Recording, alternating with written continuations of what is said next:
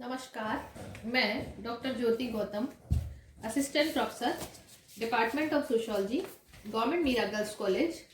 आज second year की class में जो कल हमने पढ़ा था इंटरव्यू, उसके आगे के बारे में अध्ययन कराऊंगी। यह है इंटरव्यू पार्ट 2। कल हमने समझा था इंटरव्यू क्या है। इंटरव्यू एक उद्देश्यपूर्ण वार्तालाप है दो व्यक्तियों के बीच में, जिसके आधार पे प्राथमिक सामग्री का संकलन किया जाता है। इसके अंदर साक्षात्कारकर्ता और उत्तरदाता आमने सामने मिलते हैं और एक बातचीत करते हैं। एक बातचीत के माध्यम से तथ्यों का संकलन किया जाता है। इसकी सफलता के लिए आवश्यक है कि अध्ययन का प्रारूप व्यवस्थित और उचित होना चाहिए और इसी से हमें सही सूचना, सही डेटा प्राप्त हो सकता है। यह एक बहुत ही अच्छी प्रविधि है जिसके माध्यम से साक्षात्कार और अनुसंधान के लिए हमें अच्छे डेटा, अच्छी सूचनाएं प्राप्त होती हैं। इसके बहुत सारे अच्छे गुण हैं। इसमें कुछ सावधानियां भी रखने की आवश्यकता है कि साक्षात्कारकर्ता में धैर्य होना चाहिए, वह प्रभावशाली होना चाहिए, वह आकर्षक होना चाहिए, व्यवहार कुशल होना चाहिए, बुद्धिमान होना चाहिए, उसमें शीघ्र निर्णय लेने की क्षमता होनी चाहिए। तभी वह इस प्रविधि के माध्यम से उचित और अपने अध्ययन के अनुरूप सूचनाएं प्राप्त कर सकता है। तो इतनी सारी बातचीत के बाद आज हम पढ़ेंगे साक्षात्कार विधि के गुण एवं दोष। तो पहले हम स्टडी करते हैं साक्षात्कार विधि के गुण।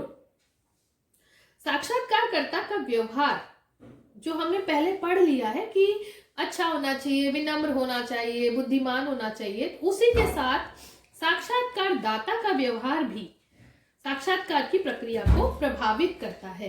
तो साक्षात्कारदाता जो उत्तरदाता है वह भी पक्षपात पूर्ण या पक्षपात को छोड़कर, पक्षपातहीन होकर अपना व्यवहार करे और उचित आंसर दे। तो साक्षात्कार विधि में इन महत्वपूर्ण गुणों का समावेश होता है। यह तथ्य संकलन की बहुत महत्वपूर्ण प्रविधि है। इस बारे में हम अध्ययन कर चुके हैं। गोडे एवं हॉट जो कि एक अच्छे प्रमुख समाजशास्त्री हुए हैं, उन्होंने लिखा है, गुणात्मक साक्षात्कार की आवश्यकता के पुनर्मूल्यांकन के कारण सामाजिक अनुसंधान में साक्षात्कार का महत्व पहले से अधिक हो गया है। यह बाहरी व्यवहार एवं आंतरिक विचारों एवं मनोवृत्तियों दोनों का अध्ययन करने में अति उपयोगी प्रविधि है। इसके माध्यम से बाह्य और आंतरिक दोनों व्यवहारों का अध्ययन किया जाता है। यह बहुत ही महत्वपूर्ण प्रविधि है। गोडे एवं हॉट भी ये स्वीकार करते हैं। तो इसका पहला गुण है मनोसामाजिक अध्ययन संभव। साइको सोशल स्टडीज, जो साइको सोशल स्टडीज है, इसके माध्यम से प्रैक्टिकेबल हो पाती हैं। साक्षात्कार के अंतर्गत व्यक्तिगत संपर्क स्थापित होने से दोनों को ही मानसिक दशाएं, अंतर्भावनाएं और धारणाओं की समझ आ जाती है। दोनों आपस में इंटरेक्शन करते हैं। दोनों की जो इंटरेक्शन होता है व्यक्तिगत संपर्क के माध्यम से, उससे उनकी अंतर्भावनाएं और धारणाओं की भी हमें जानकारी मिल जाती है। इसमें व्यक्ति के उद्देश्यों, भावनाओं, इच्छाओं आदि का आसानी से अध्ययन किया जाना संभव होता है। इसके द्वारा अनुसंधानकर्ता सूचनादाता से, जो कि अजनबी होता है, जो कि जानकार नहीं होता, फिर भी उससे आंतरिक स्थिति की जानकारी ले पाता है।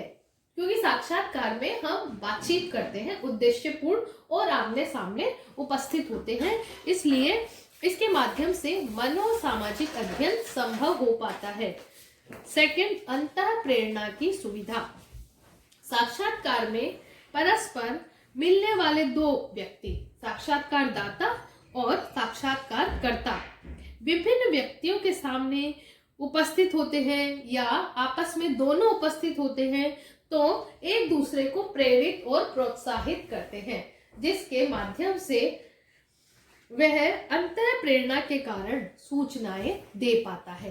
तो जैसे प्रश्नावली में स्वयं उपस्थित नहीं होता तो कभी कभी उसको मोटिवेशन नहीं मिल पाता, लेकिन साक्षात्कार में अनुसंधानकर्ता उपस्थित होने के कारण उससे प्रेरणा प्रदान करके सूचनाएं एकत्रित कर लेता है। नेक्स्ट है विस्तृत सूचनाओं की प्राप्ति। साक्षात्कार के द्वारा सभी सूचनाओं का संकलन अत्यंत ही सरलता से कर लिया जाता है।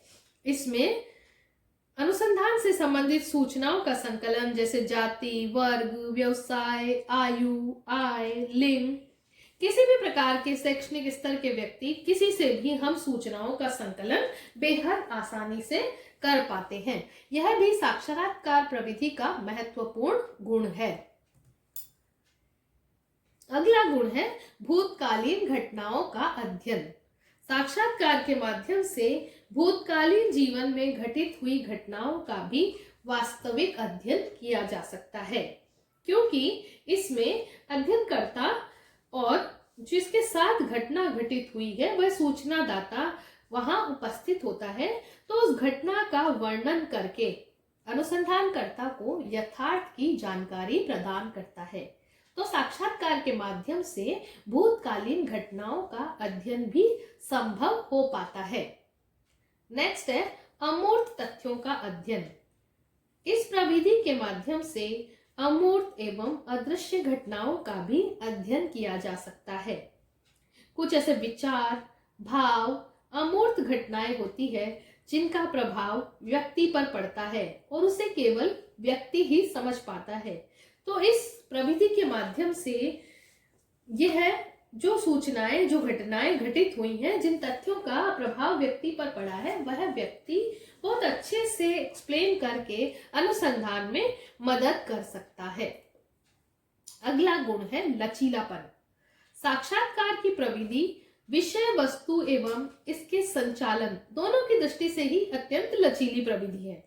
इसमें कभी कभी अनुसंधानकर्ता के सामने ऐसे तथ्य भी आ जाते हैं जिसकी उसने एक्सपेक्ट भी नहीं किया था, जिसकी उसे आशा भी नहीं थी। तो साक्षात्कार एक लचीली प्रविधि है। अगला गुण है प्रश्नों को अच्छी तरह से समझने का अवसर। इसमें अनुसंधानकर्ता साक्षात्कार में सूचनादाता से सीधे संपर्क में रहता है। तो कभी कभी यदि सूचनादाता प्रश्नों को नहीं समझ पाता है तो अनुसंधानकर्ता उसकी मदद करके प्रश्नों को समझा देता है, ताकि उनका उत्तर आसानी से और सही हमको प्राप्त हो सके। नेक्स्ट है घटनाओं का अवलोकन। साक्षात्कार के दौरान साक्षात्कारकर्ता प्रश्न पूछने के साथ साथ घटनाओं को अपनी आंखों से देख भी सकता है और इस आधार पर संग्रहित सामग्री को सत्यता तक परख भी सकता है। तो साक्षात्कार में अवलोकन का भी लाभ हमें प्राप्त होता है। नेक्स्ट है सत्यापन की क्षमता। इसके द्वारा सूचनाओं का सत्यापन भी करना आसान होता है। इसके माध्यम से व्यक्ति में पक्षपात की संभावना को भी कम किया जा सकता है, क्योंकि साक्षात्कार के दौरान कभी कभी प्रति प्रश्न भी पूछकर हम सत्यता की जांच कर सकते हैं। यह लाभ अनुसंधानकर्ता और उत्तरदाता के आमने सामने उपस्थित होने से हो सकता है। नेक्स्ट है प्रत्युत्तर न मिलने की संभावना की समाप्ति। इसमें प्रत्युत्तर न मिलेगा ये तो संभावना ही नहीं है, क्योंकि हम सामने बैठे हैं, उसे मोटिवेट कर रहे हैं, ऐसा माहौल क्रिएट कर रहे हैं, कोई प्रश्न समझ नहीं आ रहा उसको आसानी से समझाने का भी प्रयास कर रहे हैं।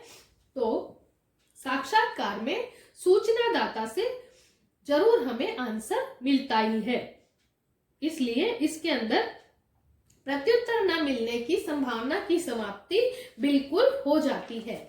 तो इस प्रकार हमने देखा साक्षात्कार एक बहुत ही उचित प्रविधि है जिसके माध्यम से तथ्यों का एकत्रीकरण किया जाता है। इसके गुण है, पुनः दोहरा देती हूं मैं एक बार, मनोसामाजिक अध्ययन संभव, अंतः प्रेरणा की सुविधा, विस्तृत सूचनाओं की प्राप्ति, भूतकालीन घटनाओं का अध्ययन, अमूर्त तथ्यों का अध्ययन, लचीलापन, प्रश्नों को अच्छी तरह से समझने का अवसर, घटनाओं का अवलोकन, सत्यापन की क्षमता, प्रत्युत्तर न मिलने की संभावना की समाप्ति। तो ये सारे गुण साक्षात्कार को एक महत्वपूर्ण प्रविधि बनाते हैं। अब हम पढ़ेंगे साक्षात्कार विधि के दोष, क्योंकि ये तो सही बात है कि अच्छाइयां हैं तो कुछ बुराइयां भी होंगी, तो कुछ कमियां जो साक्षात्कार विधि के अंतर्गत हमें देखने को मिलती हैं वो इस प्रकार है। फर्स्ट है दोषपूर्ण स्मरण शक्ति। साक्षात्कार में सूचनाओं को साक्षात्कार के बाद में लिखा जाता है, अतः साक्षात्कारदाता की स्मरण शक्ति पर भरोसा करना पड़ता है। इसी कारण कभी कभी कुछ महत्वपूर्ण तथ्य छूट जाते हैं। तो दोषपूर्ण स्मरण शक्ति को हम इसमें एक छोटा सा दोष मान सकते हैं, लेकिन कुछ संकेत कभी कभी साक्षात्कार के समय साक्षात्कारकर्ता लिख लेता है तो उन्हें विस्तार पूर्ण लिखने में भी थोड़ी सी परेशानी आती है। तो ये इसका दोष है कि हमें साक्षात्कारकर्ता के मानसिक या स्मरण शक्ति पर बहुत ज्यादा निर्भर होना पड़ता है। सेकंड है मूल्यों में निर्भरता। साक्षात्कारकर्ता और उत्तरदाता दो अलग अलग क्षेत्रों के लोग हैं, तो उनकी सामाजिक, आर्थिक पृष्ठभूमि, सांस्कृतिक पृष्ठभूमि भी अलग अलग प्रकार की होती है, अतः इनमें मूल्यों में भिन्नता आना संभव होता है। इससे साक्षात्कार की प्राप्त सूचनाओं की स्वाभाविकता और विश्वसनीयता प्रभावित हो जाती है, क्योंकि वे दोनों अलग अलग मूल्यों के लोग हैं, तो वे दोनों ही घटनाओं को अपने अपने दृष्टिकोण से देखते हैं और अपने अपने दृष्टिकोण से ही लिखते हैं। नेक्स्ट है अनावश्यक सूचना।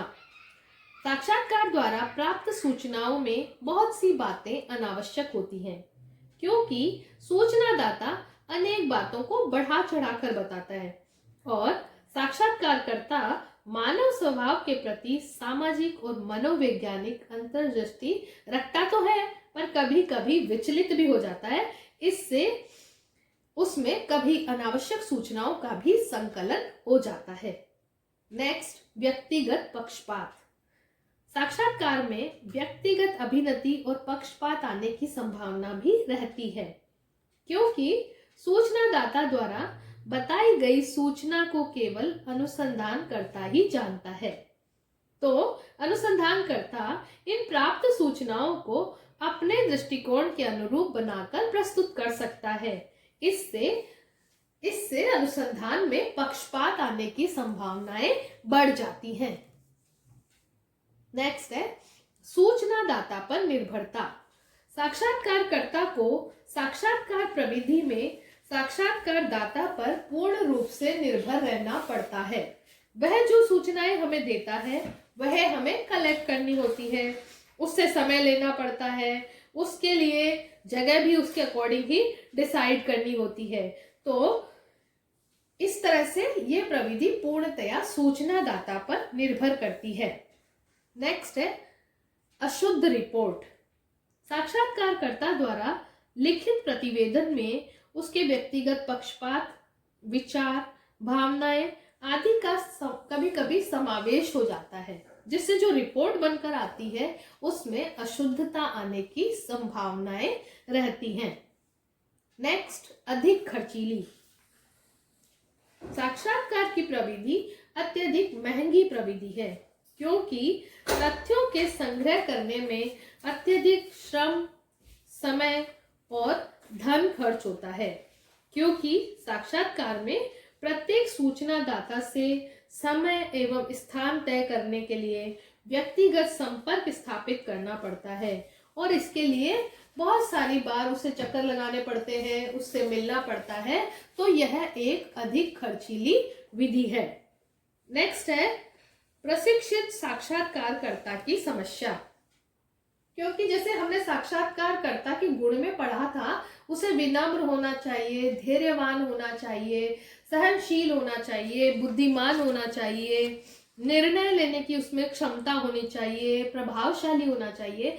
तो हर व्यक्ति में इतने सारे गुणों का मिलना थोड़ा मुश्किल होता है। इसलिए साक्षात्कारकर्ता जो है उसका प्रशिक्षित होना और ऐसे प्रशिक्षित साक्षात्कारकर्ता की अनुसंधान में भी रुचि होना एक कठिन कार्य है।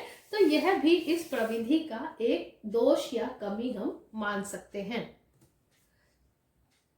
नेक्स्ट है अविश्वसनीय एवं प्रामाणिक सूचनाएं। साक्षात्कार द्वारा प्राप्त सूचनाओं में विश्वसनीयता और प्रामाणिकता का अभाव पाया जाता है। कभी कभी इस विधि में पक्षपात और कृत्रिमता भी आ जाती है। तो यह भी एक दोष इसके माध्यम से हम देख सकते हैं। नेक्स्ट है समय की कमी। साक्षात्कार के लिए शाम का समय ही उपयुक्त रहता है। इस समय परिवार का मुखिया भी घर पर रहता है, अतः थोड़े से समय में ही अनेक व्यक्तियों से साक्षात्कार करना पड़ता है और इसलिए इसमें समय की कमी थोड़ा सा हमें देखने को मिलती है। नेक्स्ट है झूठी प्रतिष्ठा का भाव। साक्षात्कारदाता कई बार अपनी प्रतिष्ठा को बनाए रखने के लिए भी झूठी सूचनाएं दे देता है और वह जो सूचना देता है उसी आधार पे हमें अपने अनुसंधान को आगे बढ़ाना पड़ता है। तो हमने देखा कि साक्षात्कार में कुछ सीमाएं हैं और ये सीमाएं, इसके बारे में भी श्रीमती यंग ने भी कहा है, हाइमन ने भी कहा है कि इसके माध्यम से हमें कई सारे दोष भी देखने को मिलते हैं, पर फिर भी यह एक बहुत ही महत्वपूर्ण प्रविधि है जिसके द्वारा प्राथमिक सामग्री का संकलन किया जाता है। और इन सीमाओं का ध्यान रखते हुए यदि हम अध्ययन करते हैं तो हमें बहुत ही अच्छे निष्कर्ष अपने अनुसंधान में प्राप्त होते हैं। एक बार पुनः मैं साक्षात्कार की सीमाओं को दोहरा देती हूँ। दोषपूर्ण स्मरण शक्ति, मूल्यों में भिन्नता, अनावश्यक सूचनाएं, व्यक्तिगत पक्षपात, सूचनादाता पर निर्भरता, अशुद्ध रिपोर्ट, अधिक खर्चीली, प्रशिक्षित साक्षात्कारकर्ता की समस्या, अविश्वसनीय एवं अप्रामाणिक सूचनाएं, समय की कमी, झूठी प्रतिष्ठा का भाव। आई थिंक आपको ये चैप्टर समझ आया होगा। Thank you very much. आप जरूर ये वीडियोस देखें, आप ही के लिए ये वीडियोस बनाए जा रहे हैं ताकि आप सभी सूचनाओं को, सभी तथ्यों को, अनुसंधान से संबंधित सभी सामग्री को अपने घर बैठे प्राप्त कर सके। Thank you very much.